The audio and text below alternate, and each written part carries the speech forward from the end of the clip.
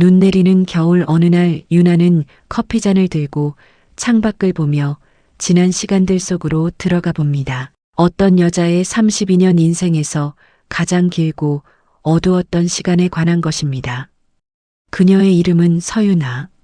지방의 작은 도시에서 간호조무사로 일하던 평범한 여자였습니다. 그리고 5년 전 그녀는 상위 1% 재벌가의 며느리가 되었습니다. 많은 사람들이 부러워할 그 신분을 얻은 그날부터 유나는 자신이 지옥에 발을 디디고 있다는 것을 깨닫게 됩니다. 서유나. 경주의 작은 시골 마을에서 태어나 서울로 올라와 병원에서 일했던 시골 출신 같지 않은 세련됨과 아름다움을 타고난 그녀였습니다. 그녀의 손은 항상 바빴습니다. 환자들의 체온을 재고 주사를 놓고 침대에서 내려오지 못하는 노인들을 도왔습니다. 그녀의 얼굴에는 항상 미소가 있었고 손끝에서는 친절이 있었습니다. 하지만 월급은 적었고 집에는 엄마가 계셨습니다. 뇌졸중으로 움직이지 못하시던 엄마. 유나는 엄마 병원비를 내면서도 남은 돈으로 가끔 갈비를 사다 드렸습니다. 그렇게 5년을 살던 유나에게 강도연이라는 남자가 나타났습니다. 35세, 재벌 3세, 명품 시계를 하고 다니는 남자였습니다. 처음 만난 곳은 병원이었습니다. 강도연은 교통사고로 입원했고 유나는 3주간 그의 상처를 돌봤습니다. 상냥하게 정성 있게. 도연은 그녀의 친절에 감동되었고 자신의 상처를 돌봐주는 그녀가 천사 같았습니다. 강도연은 유나를 볼 때마다 매력적인 그녀에게 매료되었습니다. 도연은 유나 또한 자신을 바라보는 눈이 사랑이라 생각했습니다. 자신을 대하는 그 여자의 눈은 진심 같았기 때문입니다. 퇴원 후 1개월 후 강도연은 유나에게 청혼했습니다. 유나는 고민하지 않았습니다. 유나가 본 도연 역시 사랑으로 다가왔습니다. 엄마의 입원을 알게 된 도연은 위로해주고 격려해 주었습니다. 도연의 친절한 마음에 유나는 도연을 더욱 사랑하게 되었습니다. 엄마의 의료비를 도와주는 도연. 아니, 정확히는 이 기회를 놓칠 수 없다고 생각했습니다. 결혼식은 호텔 컨벤션 홀에서 열렸습니다. 유나의 친구와 지인들은 30명, 강도연의 손님은 500명이었습니다. 결혼식 후 유나는 강남 구 역삼동의 대저택으로 들어갔습니다. 건평 600평, 정원이 있고 엘리베이터가 있는 그런 유나가 한 번도 살아보지 못했던 집이었습니다. 하지만 그곳에서 그녀를 기다린 것은 환영이 아니었습니다. 시어머니 백미란, 60세, 재단 이사장. 그녀는 유나를 보자마자 첫마디를 이렇게 했습니다. 우리 집 규칙을 먼저 알려줄 테니 규칙에 어긋남이 없도록. 그 여자의 목소리는 얼음처럼 차가웠습니다. 시어머니는 메모를 보여줬습니다. 메모장에 적힌 며느리 규칙. 유나는 두 손으로 공손히 메모를 받았습니다. 천천히 읽어보았습니다. 첫째, 새벽 5시에 기상. 둘째, 아침상은 7시 정확히. 셋째, 밥은 따뜻해야 함. 미지근하면 안 됨.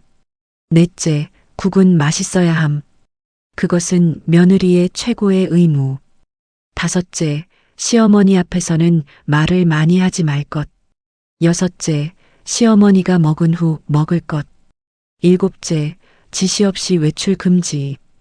여덟째, 명품 구매 금지. 평범한 것을 입어야 함. 유나는 숨을 삼켰습니다. 그리고 9째부터 14째까지는 모두 며느리로서의 의무에 관한 것들이었습니다. 집안일, 손님 접대, 시어머니의 미용실 운전, 친척 생일 선물 준비. 유나는 그 메모를 읽으며 손이 떨렸습니다. 그리고 마지막 줄에는 이 모든 것은 며느리 혼자 해야 할 일이라고 적혀 있었습니다. 유나는 거부할 수 없었습니다. 그날 밤 강도연은 출장을 떠났습니다. 남편 도연은 업무로 출장으로 바쁜 일과를 보내고 있었습니다. 회사에 급한 일이 생겼다. 며칠 있다가 돌아올게. 유나는 남편이 없는 큰 침실에서 혼자 있는 날들이 많았습니다. 유나는 아침 7시 정각에 밥상을 차렸습니다. 된장국, 계란말이, 시금치나물, 생선구이, 그리고 밥. 모두 새벽 5시부터 준비한 것들입니다. 시어머니는 밥상에 앉더니 밥을 한 숟가락 떴습니다. 그리고 차갑고 싸늘한 말이었습니다. 이게 밥이냐? 유나는 가슴이 철렁 내려앉았습니다. 뭐가 문제이신가요? 시어머니는 밥그릇을 들어 조명에 비쳤습니다. 흰쌀 위에 노란 쌀이 섞여 있다. 이런 잡곡이 섞인 밥을 먹으라고? 우리 집의 밥은 하얀 쌀 100%여야 해. 유나는 떨리는 목소리로 답했습니다. 죄송합니다. 밥을 다시. 그래. 당장 다시 해. 네. 유나는 밥을 들었습니다. 그리고 다시 부엌으로 달려갔습니다. 물 끓는 소리, 밥 짓는 소리. 새밥을 짓는데 30분이 걸렸습니다. 쌀을 다시 씻고 불을 조절하고 시어머니는 그 30분 동안 거실에서 신문을 읽었습니다. 약간의 한숨. 30분 후 유나는 새밥을 차렸습니다. 이번엔 정말 하얀 쌀이었습니다. 시어머니는 밥을 떠서 입에 넣었습니다. 그리고 다시 밥이 좀 식었는데 유나의 손이 떨렸습니다. 따뜻합니다. 따뜻함이 아니라 뜨거워야 한다. 손으로 잡을 수 없을 정도로 뜨거워야 한다. 밥을 담은 지 3분이 지났다면 온도가 내려간다는 것을 모르니 유나는 다시 부엌으로 달려갔습니다. 이번엔 밥을 뜨거운 물에 데우고 최대한 빠르게 담았습니다. 세 번째 밥. 시어머니는 이번엔 한 입 먹고 나서 약간 낫네. 그것이 유일한 평가였습니다. 유나는 그때 처음 깨달았습니다. 이 집에서는 아무도 그녀를 감싸주지 않을 것이라는 것을. 남편은 출장 중이라 집에 없었고 시어머니는 유나를 사랑으로 대하지 않았습니다. 그것은 학대였습니다. 짧은 침묵 속에 시어머니는 유나를 그녀를 평가하는 대상일 뿐이라는 것을 알게 되었습니다. 일주일 후 시누이 강세린이 집에 들어왔습니다. 33세, 명품 중독, 그리고 시어머니의 딸. 강세린은 유나를 보자마자 짐을 내려놨습니다. 유나, 내 짐을 가져가. 유나는 재빨리 일어나 짐을 들었습니다. 그것은 매우 무거웠습니다. 강세린의 짐은 3개였습니다. 보스 숄더백, 에르메스 스카프, 그리고 LV 여행 가방. 유나는 모두 한 번에 들 수 없었습니다. 차라리 2번에 나눠서 들었습니다. 강세린은 거실 소파에 기대었습니다. 그것도 한 번에 못 드나? 약한 척 하는 건 아니지. 내 물건 소중하게 다뤄줘. 유나는 아무 말도 하지 않았습니다. 강세린은 3일을 집에 있었습니다. 그 3일 동안 유나가 한 일은 아침에는 강세린의 화장품을 정렬하고 낮에는 강세린이 마음 바뀐 명품들을 백화점에 반품 신청해 주었고 저녁에는 강세린을 위해 삼겹살을 구워 주었습니다. 그런데 삼겹살 구우면서 일이 터졌습니다. 뭐 하는 거야? 고기가 너무 질긴데? 유나는 고기가 잘 구워지도록 더 신경을 썼습니다. 괜찮은데요? 좀 더 두셨다가 먹으시면. 강세린이 젓가락을 내려놨습니다. 내가 먹는 고기에 말대꾸를 해? 내가 질기다고 했으면 질긴 거야. 너 마트에서 싼 고기를 사온 거지? 아니에요. 강남역 롯데마트에서. 강남역? 강남역도 싼 고기지. 우리 집은 신사동 축산에서만 구한다고. 다음번엔 그쪽에서 구입해. 유나는 알겠습니다라고 답했습니다. 강세린이 떠나는 날 그녀는 유나에게 이렇게 말했습니다. 이번에 내 친구들 생일 파티가 있어. 너도 참석하지만 참석자들 선물 좀 챙겨줘. 각각 500만 원 정도면 돼. 인원은 8명. 유나는 알겠습니다라고 답했습니다. 강세린이 떠난 후 유나는 부엌에서 1시간을 울었습니다. 2주일 후 강도연이 집에 돌아왔습니다. 유나는 남편을 보자마자 눈물이 나왔습니다. 누군가 자신의 편이 될 사람이 들어온 것 같았습니다. 도연 씨, 출장이 너무 길었어요. 강도연은 짐을 내려놓으며 웃었습니다. 고생 많았네. 근데 엄마는 뭐라고 하셨어? 집안일은 잘하고 있어? 그 한마디에 유나의 눈물은 멈췄습니다. 유나는 조심스럽게 말했습니다. 도연 씨, 엄마가 엄마가 너무 까다로우신 것 같아요. 밥은 새벽 5시부터 준비해야 하고, 밥 온도도 맞춰야 하고, 내가 뭘 해도 틀렸다고 하시고. 강도연은 소파에 앉으며 말을 했습니다. 그래. 엄마가 까다로운 건 원래 그래. 우리 엄마는 완벽주의자야. 그게 엄마 스타일이니까. 유나가 좀 맞춰줄 수 있지 않을까? 유나는 아무 말도 하지 못했습니다. 강도연은 다시 말했습니다. 난 회사 일이 바빠. 다음 주부터는 베이징 출장을 또 가야 해. 엄마한테 착하게 굴어주고. 처음이라 힘들겠지만 고생 좀 해줘. 그리고 강도연은 자신의 서재로 들어갔습니다. 그곳은 유나가 들어갈 수 없는 공간이었습니다. 그날 밤 유나는 침실에 누웠습니다.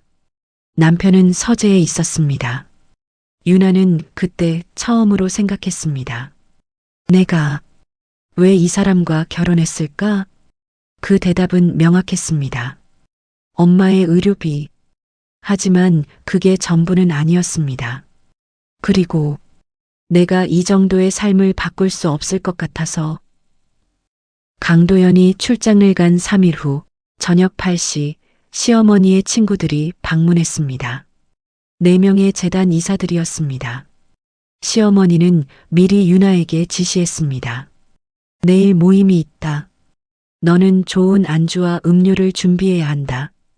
그리고 무릎을 꿇고 인사해야 한다. 우리 집 가족의 예의야. 유나는 그 말을 이상하다고 생각했지만 순종했습니다. 다음 날 저녁 유나는 정성껏 안주를 준비했습니다. 소고기 산적, 광어회, 산삼배기탕 모두 깔끔하게 담았습니다. 그리고 4명의 여자들이 들어왔을 때 유나는 거실에 나섰습니다.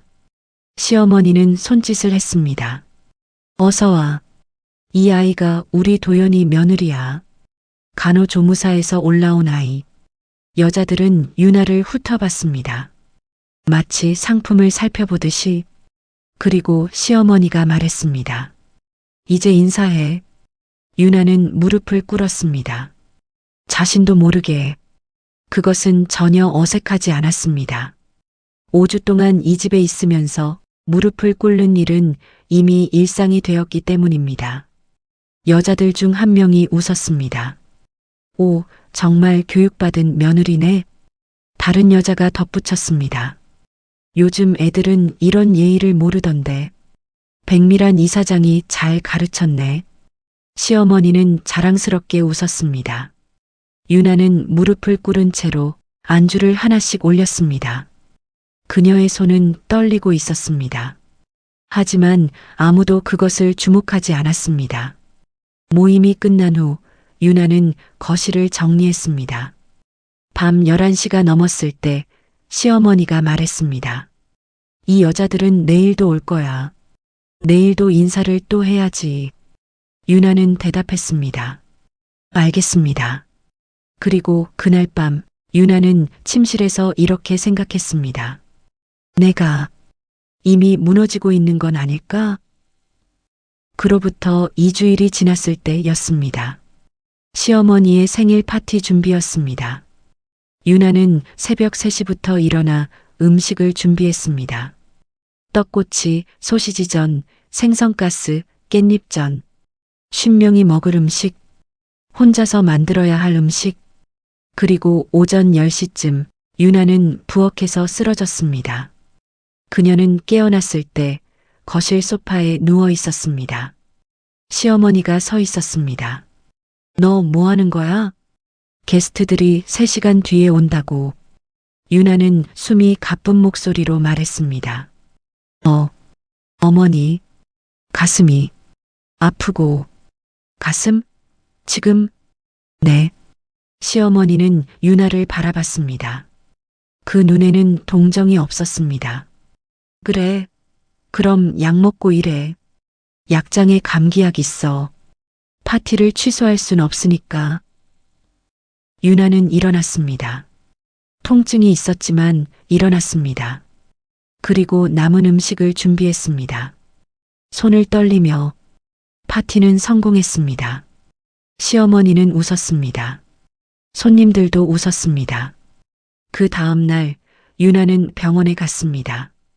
의사는 아주 진지한 표정으로 말했습니다. 환자분은 심장 판막증이 있습니다. 조기 치료가 필요합니다. 만약 더 악화되면 심각한 상황이 될 수 있습니다. 유나는 그 순간 처음으로 깨달았습니다. 이 집에서 아픈 것은 죄가 되는 일이라는 것을, 그리고 그것이 그녀의 인생에서 가장 중요한 깨달음이 될 것이라는 것을, 이것이 완벽한 지옥의 시작이자 동시에 그 끝의 시작이었습니다. 유나는 심장 판막증이라는 진단을 받은 후 집에 돌아가 침대에 누워 있었습니다. 며칠 동안 그녀는 아무것도 하지 않았습니다. 아무것도 할 수 없었습니다. 가슴은 계속 아팠고 숨은 자꾸 차올랐습니다. 그리고 3일 후 시어머니는 침실 문을 열고 들어섰습니다. 시어머니의 얼굴은 불같았습니다. 유나, 나가. 유나는 침대에서 일어났습니다. 어머니, 내가 뭐라고 했어? 시어머니의 목소리는 칼날처럼 날카로웠습니다. 몸이 약한 며느리는 우리 집에 필요 없어. 내가 의료진한테 물었다. 심장 판막증은 운동이 되지 않는다고? 그럼 집안일도 못하고 외출도 못하고 뭘 할 수 있다는 거야? 넌 우리 집에서 하는 일이 뭐야?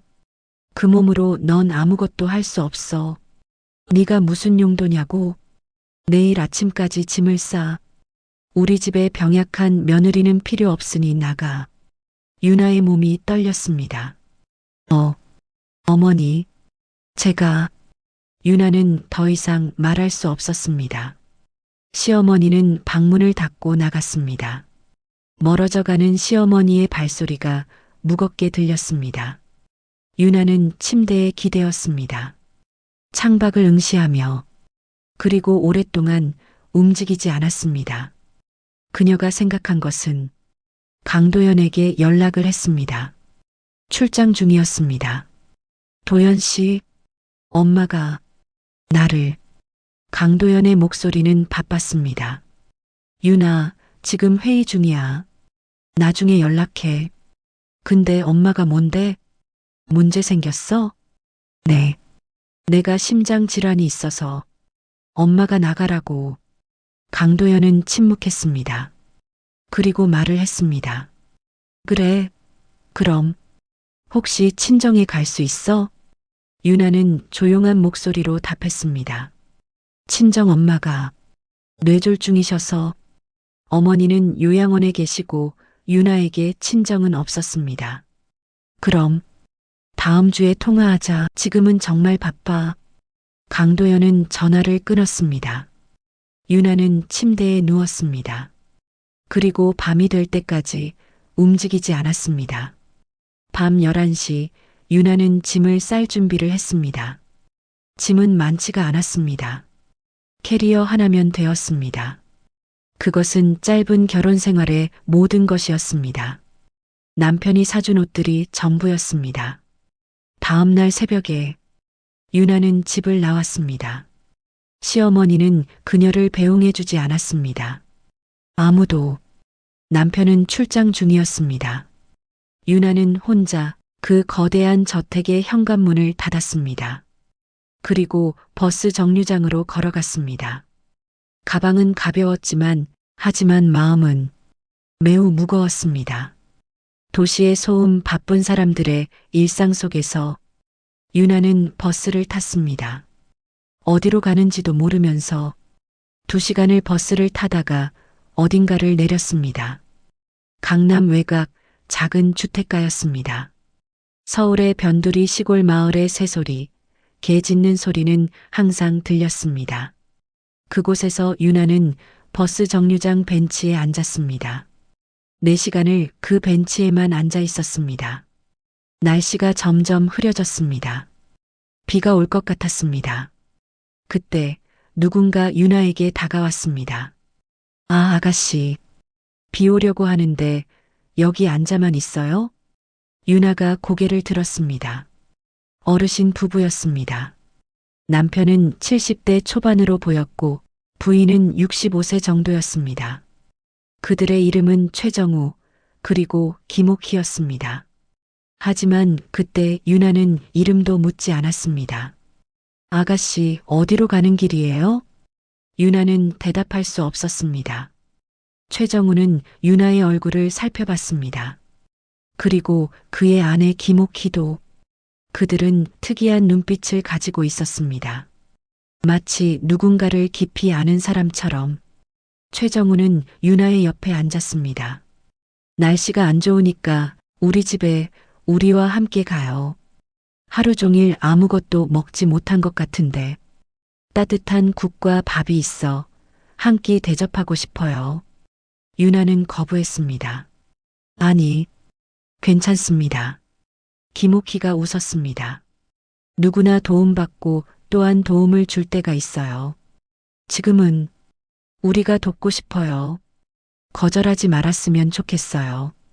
우리 노부부가 낯설겠지만 지금 이곳에서 우리를 만난 것이 또한 인연 아닐까요? 이 세상엔 모두 누군가의 도움이 필요한 것 같아요. 세상은 혼자 살 수는 없으니까요. 유나의 눈에 눈물이 맺혔습니다. 유나는 노부부를 바라보았습니다. 누군가의 도움이라는 말이 이렇게 좋게 들린 건 처음이었습니다. 빗소리가 점점 커지고 비는 더욱 세차게 내리고 있었습니다. 최정우와 김옥희는 유나를 일으켰습니다. 그리고 함께 골목으로 걸어갔습니다. 그들은 작은 국밥집 앞에 도착했습니다. 간판에는 정우 국밥이라고 쓰여 있었습니다. 국밥집은 작지만 따뜻한 분위기였습니다. 정우 국밥은 작은 가게였습니다. 카운터와 테이블 6개. 그게 전부였습니다. 하지만 그곳에 들어섰을 때 유나는 처음으로 숨을 쉴 수 있었습니다. 최정우는 유나를 테이블에 앉혔습니다. 그리고 김옥희는 국밥을 담았습니다. 뜨거워, 천천히 먹어요. 유나는 국을 먹었습니다. 소곱창국, 가장 소박한 것이었습니다.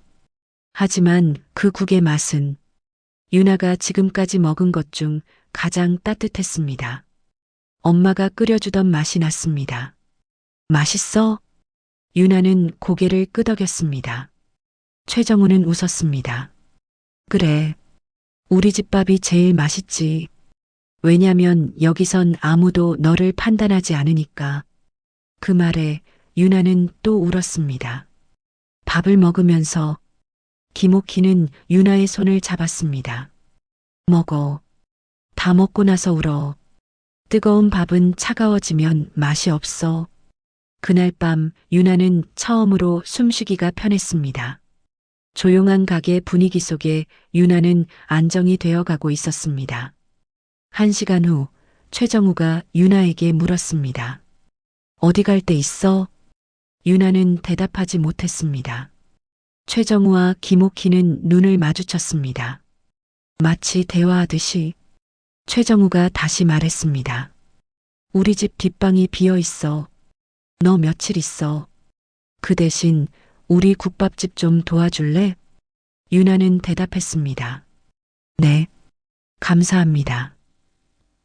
그렇게 유나의 새로운 삶이 시작되었습니다. 국밥집 뒷방에서 그곳은 6평방이었습니다. 침대 1개, 책상 1개, 옷장 1개. 그게 전부였습니다. 하지만 거기에는 남편이 아니었고 시어머니가 아니었고 시누이도 아니었습니다. 거기에는 그저 따뜻한 밥이 있었습니다. 유나는 국밥집에서 일을 시작했습니다. 아침 7시 그녀는 일어났습니다. 새벽이 아니었습니다. 그냥 아침 7시였습니다. 최정우는 이미 국물을 끓이고 있었습니다. 아, 유나. 자고 있어. 오늘은 좀 쉴래? 유나는 깜짝 놀랐습니다. 아니, 괜찮습니다. 일할 수 있어요. 알았어. 그럼 이것부터 해줄래? 이건 힘들지 않으니까. 최정우는 유나에게 야채를 주었습니다. 숙주, 고추, 파. 시간이 오래 걸리지 않는 것들. 유나는 하면서 깨달았습니다. 이 사람들은 그녀의 체력을 계산하고 있었습니다. 노부부의 일상은 시작되었습니다. 칼질하는 소리, 국 끓는 소리. 손님들이 들어오기 시작했습니다. 낡은 정장의 할아버지들, 철없는 표정의 학생들, 서둘러 들어온 직장인들. 그들은 국밥을 먹고 나갔습니다. 그리고 그들이 나간 후 최정우와 김옥희는 유나에게 말했습니다. 맛있다고 했대. 너 덕분이야. 유나는 대답했습니다. 제가 뭘 한 게 있을까요? 너는 마음으로 했어. 그게 가장 중요한 거야. 가게의 따뜻한 분위기 속에 유나도 일부가 되어 갔습니다. 3주가 지났을 때 유나는 국밥집의 일상에 적응했습니다. 아침 7시에 일어나고 야채를 손질하고 손님들을 맞이하고 밥을 담고 국을 퍼주고 설거지를 하고 밤 9시에 가게 문을 닫습니다. 매일이 같았습니다. 하지만 매일이 다 달랐습니다. 왜냐하면 아무도 그녀를 판단하지 않았기 때문입니다. 어느 날 한 손님이 들어왔습니다. 80대 할머니였습니다. 그 할머니는 항상 국밥을 먹고 나갔습니다. 하지만 이날은 달랐습니다. 그 할머니는 유나의 손을 잡았습니다. 아가씨, 나 봐봐. 나 혼자야. 남편 없고 자식들도 못 봐. 근데 여기 올 때만 내가 누군가를 위한 것 같아. 이 가게가 있어서 고마워. 유나의 눈에 눈물이 맺혔습니다. 고마운 건 저예요. 와주셔서. 그 할머니는 유나의 손을 꼭 쥐었습니다. 너도 힘든 일이 있나 봐. 내 눈에 보여. 하지만 여긴 사람이 사는 곳이야. 여긴 그냥 밥이 따뜻한 곳이야. 그 이후로 유나는 국밥집에서 일하면서 많은 사람들을 만났습니다. 한 달에 한 번 와서 아무 말도 하지 않던 할아버지. 그 할아버지는 어느 날 유나에게 말했습니다.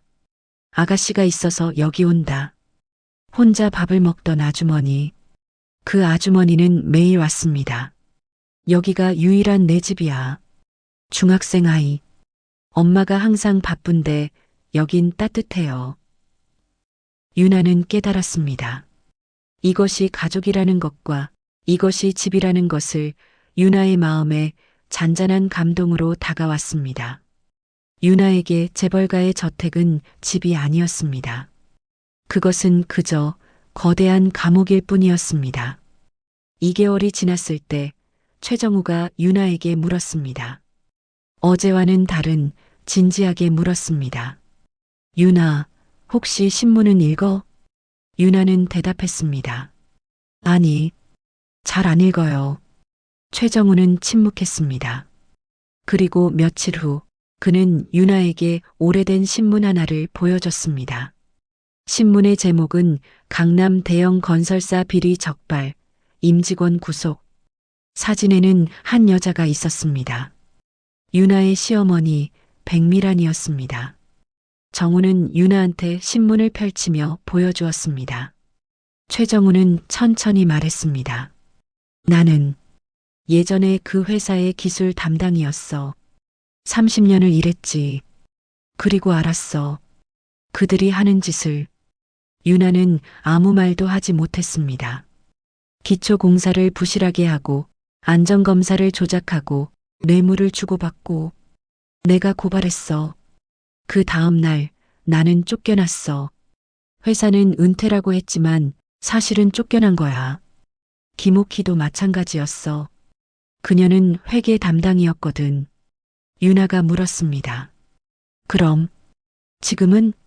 최정우는 웃었습니다. 지금은 행복해. 왜냐면 이제 그 돈이 필요하지 않으니까. 이 국밥과 따뜻한 손님들이 있으니까. 김옥희가 옆에서 덧붙였습니다. 그리고 우리는 증거를 가지고 있어. 그들의 모든 비리에 대한.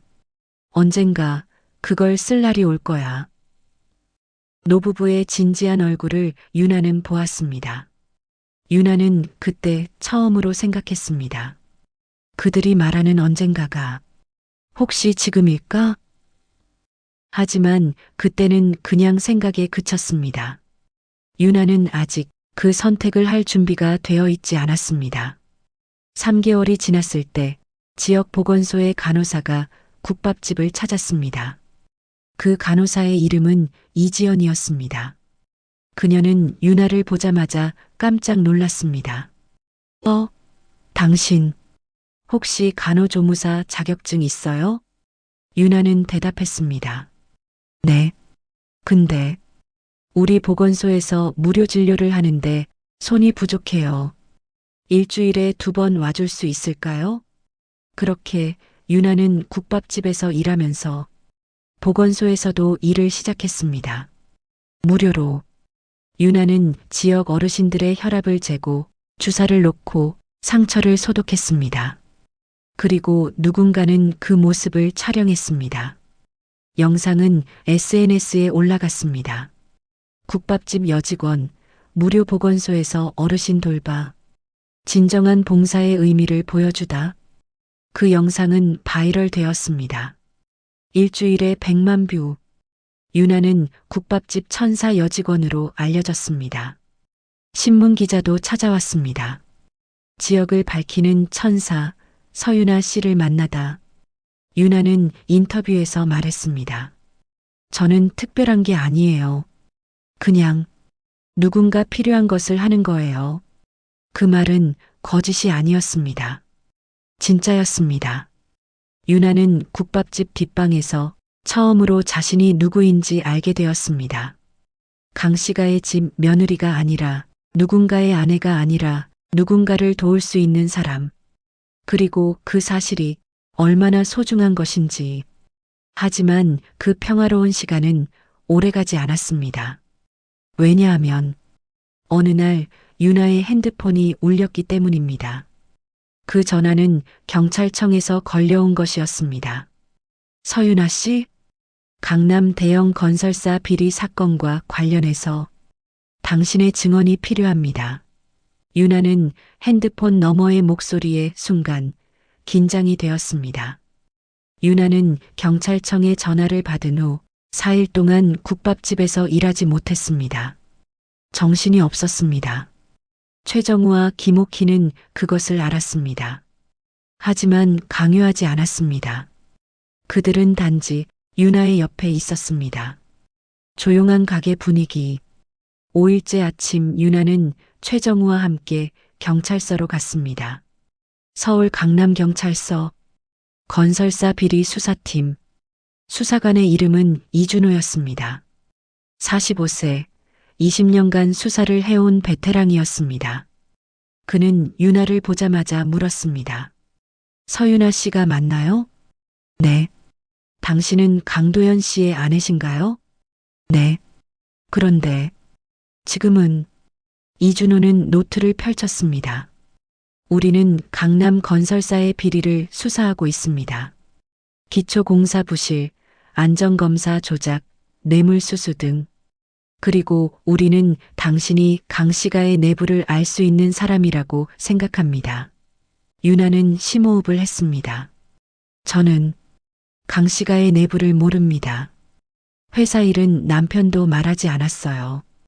이준호는 페이지를 넘겼습니다. 그렇다면 강도연 씨의 어머니인 백미란 이사장은 어떻습니까? 유나는 가슴이 철렁 내려앉았습니다. 어머니는 재단 이사장이세요. 네. 우리는 그녀가 이 비리의 핵심인 것으로 파악합니다.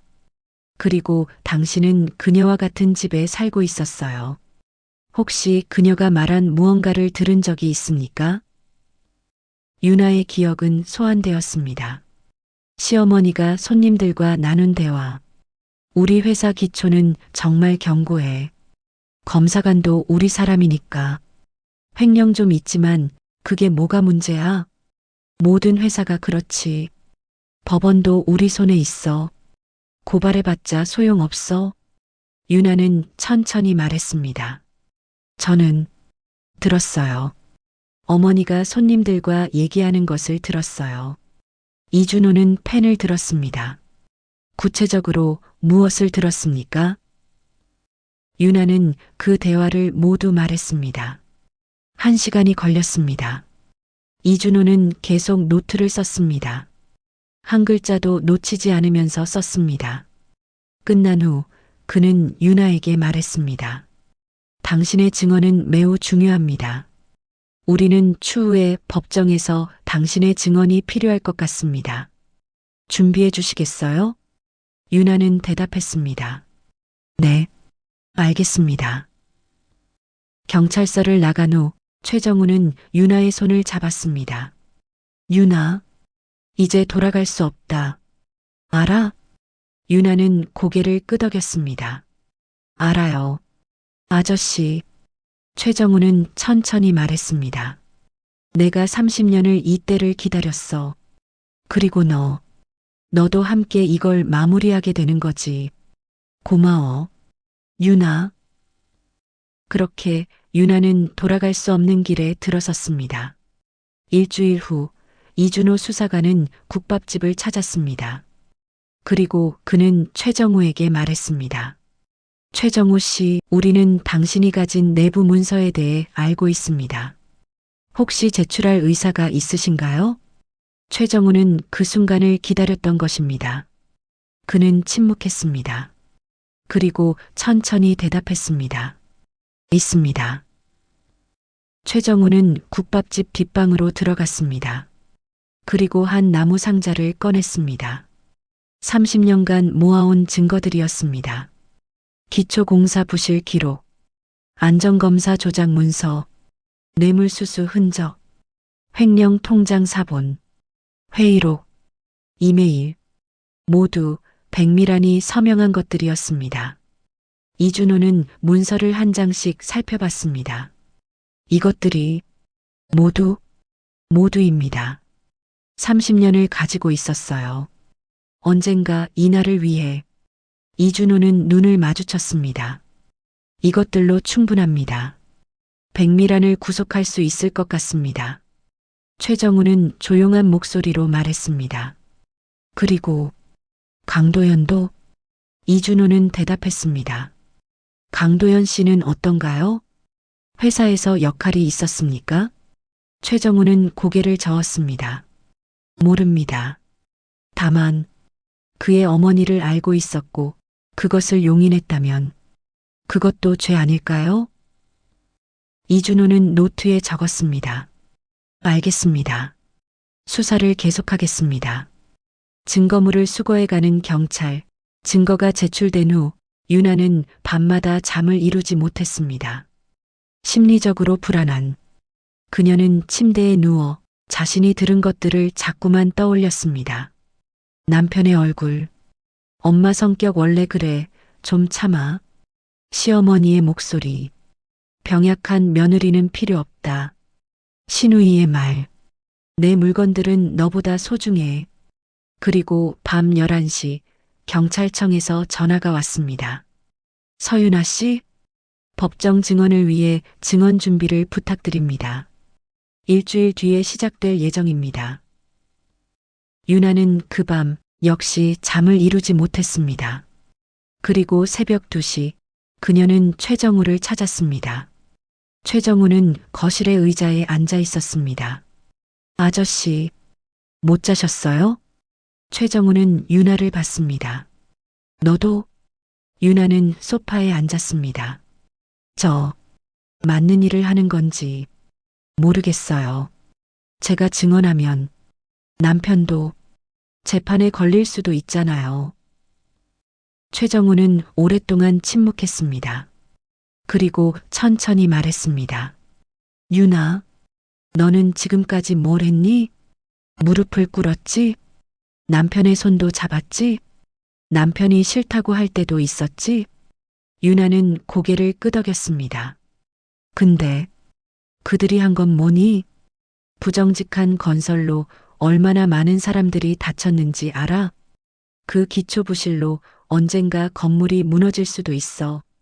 그럼 수백 명이 죽을 수도 있는 거야. 그리고 횡령으로 누가 피해봤니? 그 돈은 누구 돈이었니? 평범한 사람들이 낸 세금이었어. 유나는 눈물을 흘렸습니다. 최정우가 계속 말했습니다. 넌 남편을 위해 모든 걸 했지. 근데 남편은 뭘 했어? 너를 지켜줬어? 아니지. 남편도 그 부정한 돈으로 사는 거야. 그래서 이제는 너 자신을 위해 해야 해. 너를 위해. 그리고 그 건물 아래서 밥벌이 하는 사람들을 위해. 유나는 그 말을 들었습니다. 그리고 새벽 3시 그녀는 결심했습니다. 다음 날 유나는 경찰청을 찾았습니다. 그리고 이준호 수사관에게 말했습니다. 저 모든 걸 얘기하겠습니다. 법정에서 아무것도 빠뜨리지 않고. 이준호는 유나의 얼굴을 봤습니다. 그 여자의 눈에는 결연함이 있었습니다. 정말입니까? 네. 제가 이 일을 시작했으니까 끝까지 해야겠다고 생각했어요.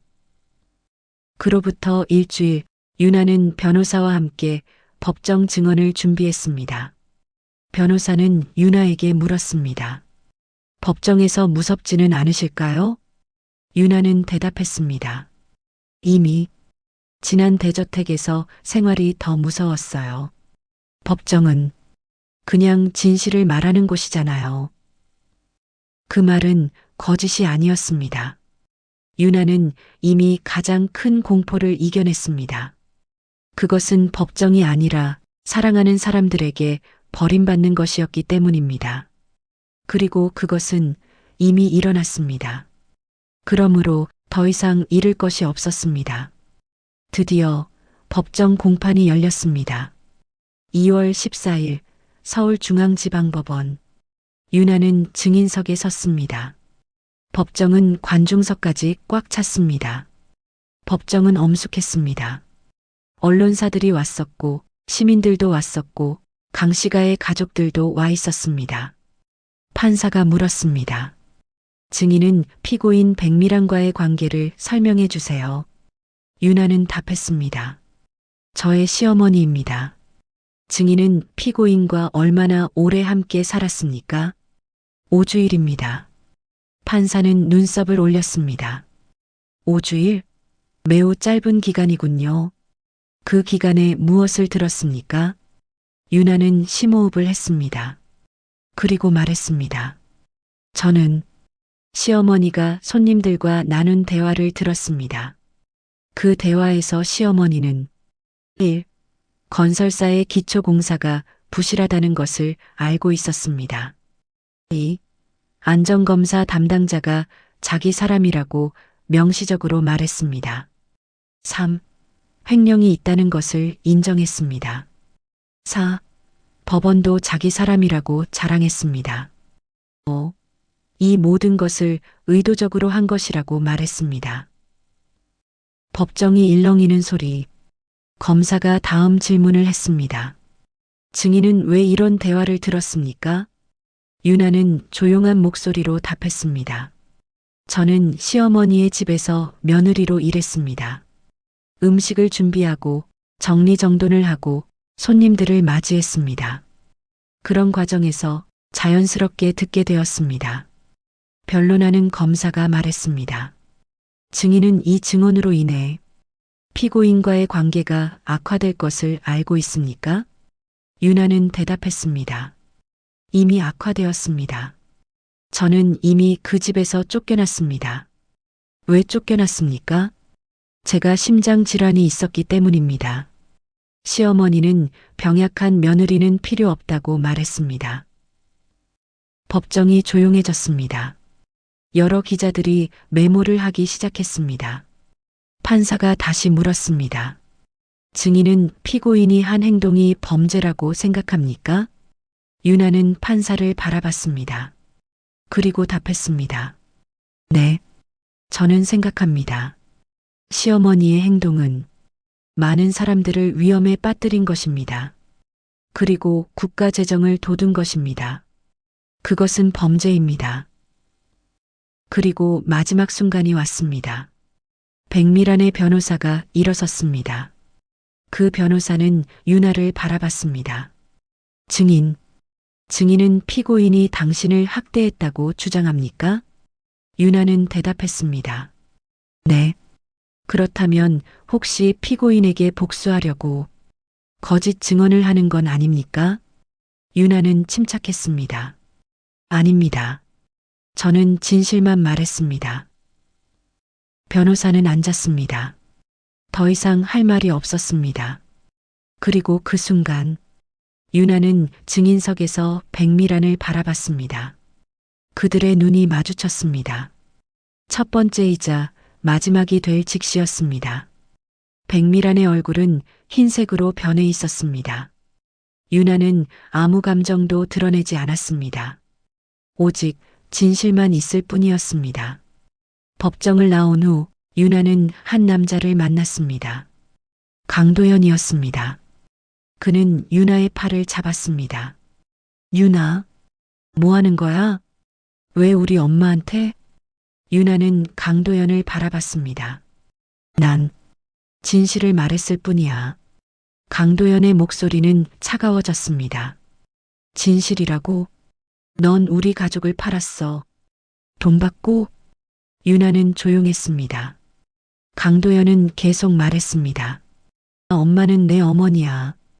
아무리 못했어도 넌 그분을 배반하면 안 돼. 가족이라는 게 뭔지 알아? 유나는 처음으로 진정한 분노를 느꼈습니다. 가족? 도연 씨는 나한테 뭘 했어? 나 무릎 꿇을 때, 나 쓰러졌을 때, 나 쫓겨났을 때, 어디 있었어? 회의 중? 출장 중? 그게 가족이야? 강도연은 대답하지 못했습니다. 유나가 계속 말했습니다. 나는 이제 너의 아내가 아니야. 그리고 그 집의 며느리도 아니야. 나 혼자 살아도 괜찮아. 그게 훨씬 나아. 유나는 강도연의 팔을 빼냈습니다. 그리고 돌아섰습니다. 강도연은 그녀의 뒷모습을 봤습니다. 그 여자가 가는 방향에는 더 이상 그가 없었습니다. 그렇게 유나는 선택했습니다. 그리고 강도연도 선택했습니다. 그는 어머니의 편에 섰습니다. 그 선택이 얼마나 큰 대가를 가져올지도 모르면서, 왜냐하면 곧 강도연도 수사 대상이 될 것이기 때문입니다. 판결이 나왔습니다. 3개월 후 서울중앙지방법원 법정.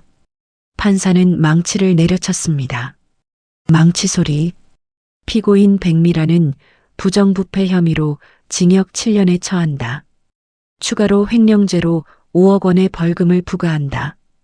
법정 구속을 명한다. 백미라는 법정을 나가며 유나를 바라봤습니다. 그 눈빛은 분노였습니다. 하지만 유나는 어떤 감정도 드러내지 않았습니다. 그녀는 단지 앞을 바라보고 있을 뿐이었습니다. 판결이 나자 뉴스는 폭발했습니다. 뉴스 속보는 상위 1% 재벌가 이사장 구속, 수십억 원대 비리 적발, 강씨가의 건설, 부실공사로 열건 적발, 거주민 피해 상담 시작, 기초부실로 건물 안전도 위험, 강남구청 긴급 안전 점검 예고, 신문은 강씨가를 집중 포격했습니다. 그리고 거기에는 또 다른 피의자가 있었습니다. 강도현. 그도 회사의 이사로 등록되어 있었습니다. 비록 경영에 직접 참여하지 않았지만 회사의 수익은 그의 것이었고 그 수익이 비리로 나온 것이라는 사실은 피할 수 없었습니다. 그는 피의자가 되었습니다. 그리고 신우이 강세린도 그녀의 명품들, 해외여행들, 그 모든 것들이 부정한 돈으로 구매된 것이었습니다. 강씨가의 모든 것이 한순간에 무너졌습니다. 유나는 그 혼란 속에서 새로운 일을 시작했습니다. 판결 후 1개월, 유나는 최정우, 김옥희, 그리고 이지연 간호사와 함께 따뜻한 손길 사회복지재단을 설립했습니다. 그 재단의 목적은 단순했습니다. 저소득층 노인 무료 의료 지원. 재단의 자금은 어디서 나왔을까요? 판사는 유나를 증인으로서 보상을 제시했습니다. 재벌가의 비리로 인한 피해 배상금 일부 10억 원이었습니다. 유나는 그 돈을 모두 재단에 기부했습니다. 그리고 말했습니다. 이 돈은 내 돈이 아니에요. 이건 거짓된 손으로 잡은 돈이잖아요. 이 돈으로 누군가를 도와야 제가 살 수 있을 것 같아요. 재단은 급속도로 성장했습니다. 첫 달 무료 진료 대상자 100명, 두 번째 달 300명, 세 번째 달 500명. 신문사들이 다시 유나를 찾았습니다. 하지만 이번에는 다른 이야기였습니다. 버림받은 며느리, 재단 설립으로 지역 사랑을 베풀다. 강남 재벌가의 비리 피해자, 역설적으로 따뜻한 손길이 되다. 최정우는 인터뷰에서 말했습니다. 유나는 나를 가르쳤어요. 돈의 무게가 뭔지, 진정한 부유가 뭔지를. 그녀는 상위 1%의 그 어떤 부자보다도 훨씬 더 부자예요. 그리고 1년이 지났을 때 재단은 서울 강남, 강북, 서초, 송파 지역에 5개의 무료 진료소를 운영하고 있었습니다.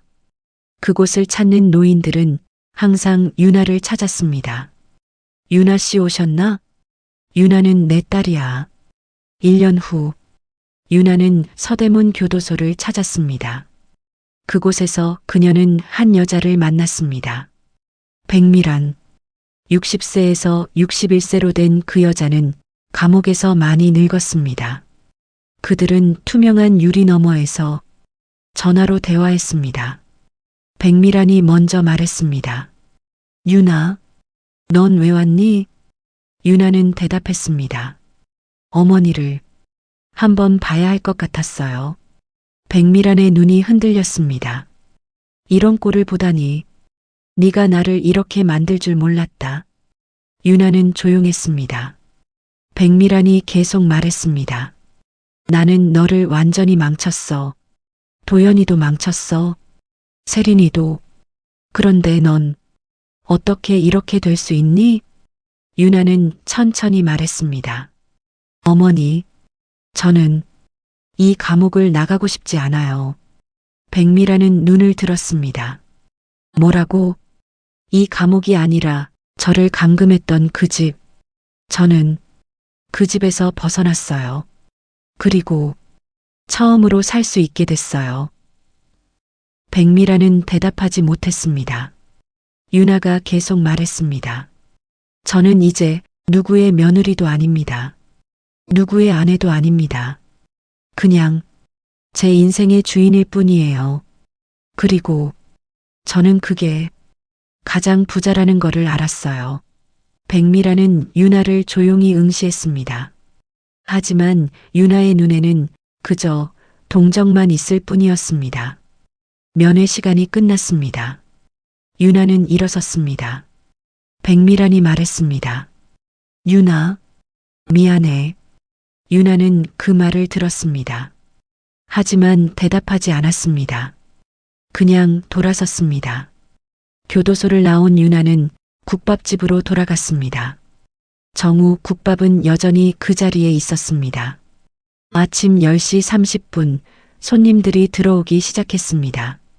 그들은 유나를 보자마자 웃었습니다. 아, 유나. 오늘 무료 진료는 없어? 할머니, 이번 토요일에 있어요. 좋아. 그럼 난 건강해지는 중이네. 유나는 웃으며 국밥을 담았습니다. 최정우는 유나의 옆에서 말했습니다. 백미라는 어땠어? 유나는 대답했습니다. 감옥에 있었어요. 최정우는 고개를 끄덕였습니다. 알았어. 그럼 이제 완전히 끝난 거네. 유나는 웃었습니다. 네. 완전히 끝났어요. 따뜻한 국밥집의 소리. 그렇게 유나의 삶은 새로 시작되었습니다. 상위 1%의 저택이 아닌 6평 뒷방에서 남편의 사랑이 아닌 손님들의 감사와 함께 그리고 시어머니의 명령이 아닌 자신의 선택으로 그것이 가장 큰 부자의 삶이었습니다. 유나는 생각해 봅니다. 부자란 무엇인가? 돈과 재산일까? 아니라고 유나는 말합니다. 진정한 부자는 자신의 인생을 선택할 수 있는 사람이다. 남편의 말이 아닌 자신의 목소리를 들을 수 있는 사람이다. 무릎을 꿇지 않아도 되는 사람이다. 서유나는 모든 것을 잃었습니다. 남편을, 가족을, 지위를. 하지만 그 과정에서 그녀는 가장 중요한 것을 얻었습니다. 자신의 삶. 그 여자는 이제 제 인생의 주인일 뿐입니다. 이야기는 여기까지입니다. 함께 해주셔서 감사합니다. 행복한 하루 되세요.